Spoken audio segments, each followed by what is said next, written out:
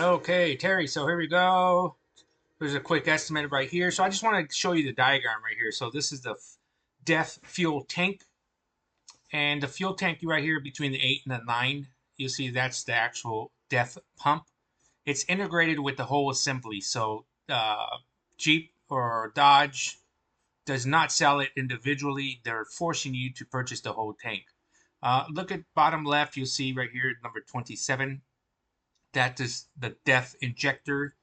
I'm going to recommend that we replace both at the same time. Through my experience, we've done this multiple times.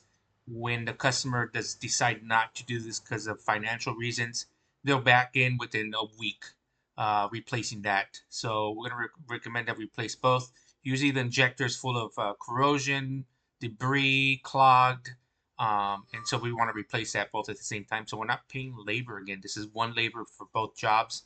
You can see the labor right here on the right hand side.